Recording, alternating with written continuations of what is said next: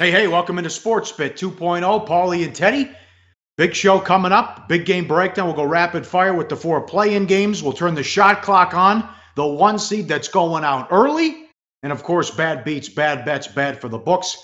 At Teddy_Covers on Twitter. At Real Sports Bit on Twitter as well. A great article from David Purdom about the madness and the betting in a second. Bad beats, bad bets, bad for the books. Teddy, 2 games where they got it wrong, side and total. Kings Thunder over 210 to 212.5, and the Thunder took money.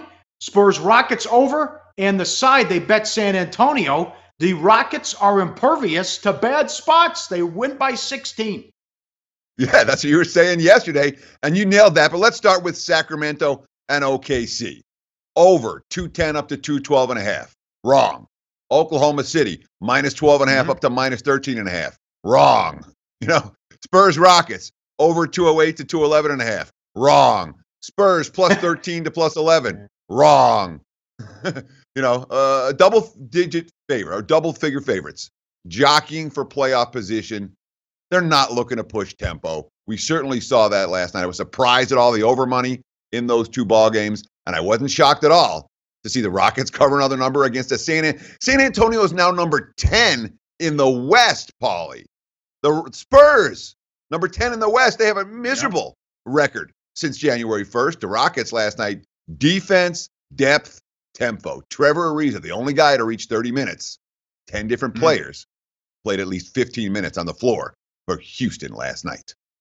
Yes. They better hope Kawhi comes back or they're not making the playoffs. How about Abilene Christian and Drake? Hate the Drake. We had everything here. Bet, bad beat, bad for the books. Yeah, this is just brutal. And when you get them all in one game, it's fun to talk about. Otherwise, we're not going to talk about Abilene Christian against Drake here on Sportsbet. But the bottom line is, okay, over gets steamed up 143.5 to 151. Lands 138 in regulation. Oh, it goes to overtime. It goes to 153 in OT. Bad bet for everyone that bet the over.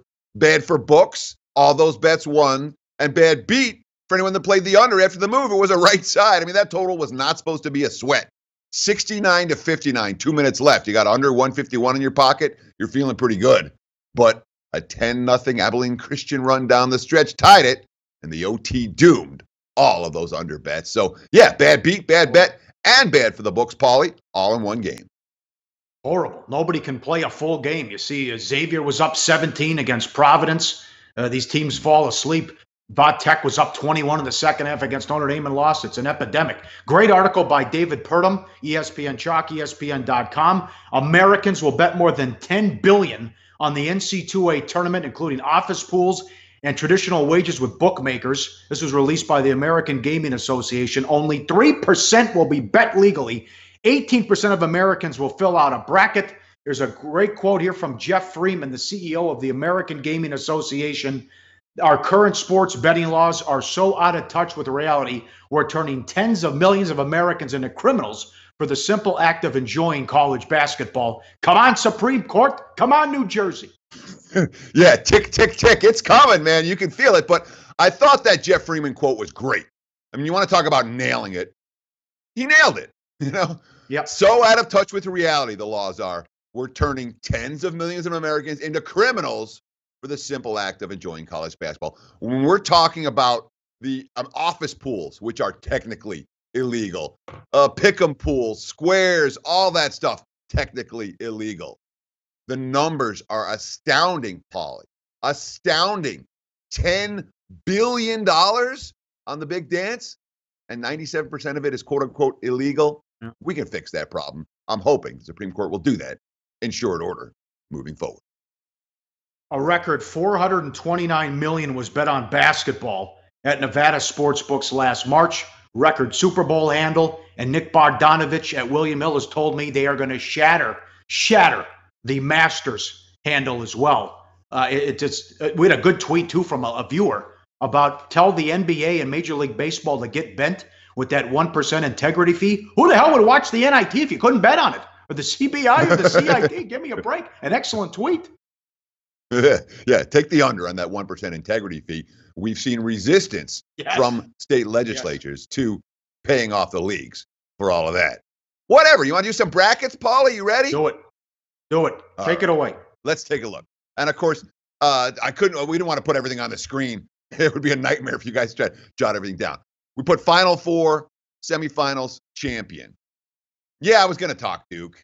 Duke was probably my first choice. Everyone's picking Duke. Let's do it. My Final Four, Arizona, Villanova, Michigan, and Duke. Semis, Zona versus Duke. And my national champion, the team that's playing as well or better than any team in the country right now. I know they had a couple of hiccups. Not anymore. Arizona Wildcats. You want a long shot that's live? This team has national championship talent. They've come together. No surprise if Arizona goes on a deep, deep run. As a 4 seed, the whole Pac-12 got screwed by the committee. Sean Miller can't get to the Final Four. All right there. Yeah. I'm taking Cincinnati in the South. I don't trust Virginia. I've seen this movie before. If Cincy plays Virginia, I mean, wow, what's the total on that game? I don't trust Tennessee, and I don't trust Sean Miller. So I'll take Cincy in the South. I will also take North Carolina, Florida as my long shot, and Duke. Cincy against Duke in the title game, and the Dukies cut down the nets and win it all. As I know you guys have talked about ad nauseum on this show, they found something when they went to that zone defense. Sure, it's a Duke defense that is probably as good or better than any Krzyzewski defense in recent memory. Up next, big game breakdown. 4 play-in games. So start with a good one tonight. The Bonnies and UCLA, a big total. And why is the St. Bonnies in the play-in game? All that straight ahead on SportsBit. Betting and Insight today on SBRpicks.com. Go to SBRodds.com. Browse, compare, and shop live odds available at top online sportsbooks. Back on SportsBit, Pauly and Teddy at Teddy_covers at Real SportsBit. That's where I'm at on Twitter. Here we go. The madness is here. Play-in games. Let's start tonight. The late game. St. Bonnie's against UCLA. UCLA is 3.5, 155 the total. Teddy's right. No love, no respect for the Pac-12. They only get 3 teams in, and 2 of them are in the play-in games. No USC. First things first, I think here they're going to be a little bit of a home court advantage for the Bonaventure. A Woj bomb. Wojo from ESPN went to St. Bonnie's. He and his wife donated $10,000. They have raised $40,000 for tickets and buses so that students can travel and go to the game. And why are the Bonnies in the play-in game? They had won 13 in a row going into the semifinal loss against Davidson, and their third best player didn't play in that game. Terrific guard play, won at Syracuse, beat Rhode Island, beat Davidson. Good resume, 25-7. Disappointed they're in the play-in game, Teddy, but they're dancing for the first time since 2012. I mean, everybody's disappointed when they have to play in the play-in game. But when you talk about the last 4 in, being UCLA, St. Bonnie, Arizona State, and Syracuse, the betting markets say there's a pretty big difference between some of those teams. They're not power rated evenly. Note the fact that UCLA minus 3.5 in this ball game, telling us, no, the markets don't have these teams all in the same place. The Bruins clearly are notch too higher. That being said, boy, we've got a fun matchup tonight with the 2 guards. Jalen Adams against Aaron Holiday. Jalen Adams, the Bonnies, senior stud, 6'2", what's the average? 20 points a game, 46% from beyond the arc this season, 86% from the free throw line. He's bet on all the way. He's a big part of the Bonnie success. Aaron Holiday for the Bruins. I mean, he's as good as any point guard I've seen in college basketball all season, and that includes the likes of Colin Sexton. He is a monster for the Bruins. That's going to be a fun matchup to watch. Oh, the guard play for the Bonnie's terrific. Don't forget about Mobley, 2 senior guards who can score. They also have another guy, Stockard, who averaged 13 points per game. So great opportunity here for the Bonnies. I expect an up-tempo game because UCLA, they don't play a lot of defense. They score 80 points per game, and they don't force a lot of turnovers. But are you concerned that UCLA has a size advantage here? Yeah, I mean, we're going to see that all over the place in the course of the next couple of days, where the mid-majors are going to have some size disadvantages against the teams that, have NBA caliber athletes all over the floor. And that's certainly here when you look at the graphic. It shows it very clearly. UCLA, one of the tallest teams in the country. St. Bonnie is going to have an issue at every position in this contest. But when you compare that and contrast that with this graphic, looking at the defense, I mean, defensive comparisons, pretty significant. UCLA, not good defending the 3-point line. They don't force turnovers at all. They don't create steals at all. The ball pressure isn't there for the Bruins. That concerns me in this point spread range. And the fact that the number is as short as it is tells you St. Bonnie's very capable of giving UCLA a real test in play-in action tonight. That'll be a fun game. Wednesday night, the late game. Play-in, Arizona State and Syracuse. These teams shouldn't have made the tournament, but in any event, here they are. I had Arizona State 400-1 on the future. I was loving life in December. They went to Kansas and won. They beat Xavier in Las Vegas on a neutral. They beat Kansas State on a neutral. They were undefeated non-conference going into Pac-12 play. And they didn't have to go to USC or UCLA. It was a down year for the league. And they vomited on themselves. They went 8-10 in league. They were one and done. They finished in 9th place and lost out here in Vegas in the first round of the conference tournament, gave up 90-plus to Colorado. I have zero confidence in Arizona State. The officials don't like Hurley. He cries about every call. And the three-point shot, which was so big to their non-conference run, has disappeared. Yeah, I mean, when you try to break down this game, the first breakdown is real simple. What matters more at turning time? Talk about offense or defense, and who's going to control the tempo in this ballgame. You look at the graphic right here. Offense, no comparison between these two teams. Arizona State was pretty darn good. Number 17 in the country in terms of offensive points per 100 possession. Defensively, Syracuse, dynamite all year. Arizona State, not so much. Tempo-wise, Arizona State wants to push. Syracuse wants to slow it down. So this is a sharp contrast in styles and in tempo. You talked about Arizona State early. I'm with you. I'm not a believer. I mean, I understand what the committee wants to reward. They want to reward teams for taking chances with their scheduling in November, December, scheduling tough. And I approve of that concept. But Arizona State peaked like 3 months ago. They haven't played good ball. I don't know that Syracuse belongs to this tournament either. This is a team that really had all kinds of depth concerns throughout the second half of the campaign, Pauly. They really did. Yeah, there's nothing on their resume either. They actually lost at home to Notre Dame without Farrell and Colson. How bad is that loss? And they didn't beat any of the big boys in the ACC either. So when you go under 500 in conference play, you better do something, at least like Arizona State did the non-conference. And Syracuse never leaves the damn state, and they even lost at home to the Bonnies. How about the fact that the Arizona State saw Hopkins, who's the coach at Washington, and he threw the 2-3 zone at him, and they only scored 60 points in that game. Does that matter? I mean, they have seen it before, and they failed against it before. So it's certainly a concern in that regard. As you mentioned, their lowest scoring game of the season, that's Arizona State, came against Mike Hopkins, who was Jim Boeheim's top assistant for many years and who runs basically the exact same defense. But in my mind, Syracuse's issue is much more about their depth. They've got 3 stars on that team. Tyus Battle, Frank Howard, O'Shea Brissett. Those 3 guys have absolutely been dynamite on both ends of the floor. But that's all they have. No one else on the team averaged more than 6 points per game. And when you look at the possible floor minutes, all 3 of those guys way worn down at this stage of the campaign. And you see it in the offensive numbers, the field goal percentage numbers. Battle, the best of the 3 at 40%, Howard at 38%, Brissett at 35%. When you have tired legs, you don't hit open shots. But getting a couple of days off, well, maybe their legs aren't so tired this evening. Although I worry about Arizona State being able to shoot over that zone. The Arizona State guards, they like to drive and get to the line. Trey Holder and company. Yeah. They have a veteran guard crew.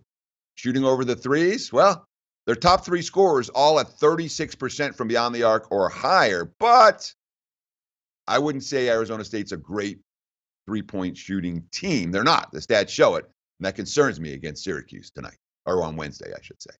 Wednesday, yes. And we'll do some quick hitters on teams we haven't followed much this season. Well, you won't get much chance to see them either with the 16 seeds. That starts at tonight, Brooklyn against Radford. Brooklyn was the 4 seed and under 500 when they went to their conference tournament, won the Northeast Conference on Wagner's home floor. Wagner was 16-0 at home, and they ran them out in that game against Radford, who was the 2 seed out of the Big South, won 55-52 on a buzzer-beating 3 against Liberty to get in the big dance. Radford 4.5, 139 the total. Radford they should control pace and dictate tempo. They were 346 in tempo, allowed 64 points per game, and as I mentioned, a championship game, the 55-52 final, Teddy.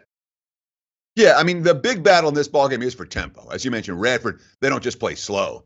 They play slow as molasses. And LIU, Brooklyn, really wants to push the pace.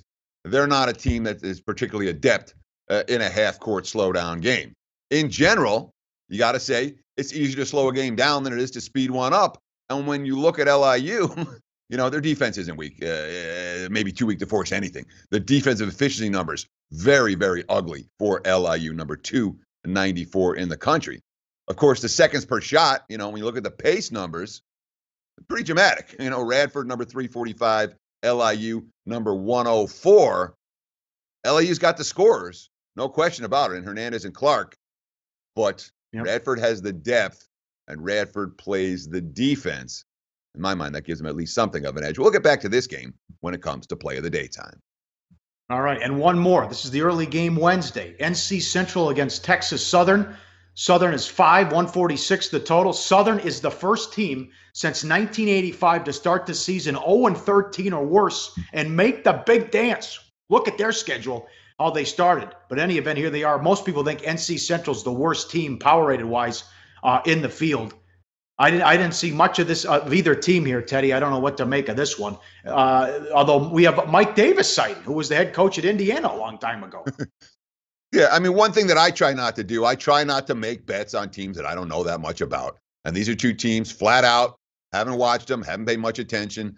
Certainly some talking points that are worth mentioning. The fourth big dance in 5 seasons for Texas Southern under Mike Davis. Not the first time we've seen him in the big dance. Of course, 0-3 straight up, 1-2 ATS so far. Last year, the first round against North Carolina, they lost 103-64. They were plus 26.5 in that ball game. But you talk about an impossible schedule. That 12-game road trip, 5 NCAA teams, 3 NIT teams, 2 high-altitude sites, and what they end up with? The number 1 strength of schedule for any non-conference strength of schedule in the entire country. And then what happened? They went into conference, and they had faced all that tough competition. Boy, they beat the SWAC tourney games 14-14 and 15. Dominating performances for Texas Southern. They deserve to be chalk here. Up next, we'll turn the shot clock on, and the 1 seed to go out first. It's coming up on SportsBit. Betting Insight today on SBRPicks.com. Research before you bet. Be sure to check out SBR Picks for the best game predictions, breakdowns, and much, much more.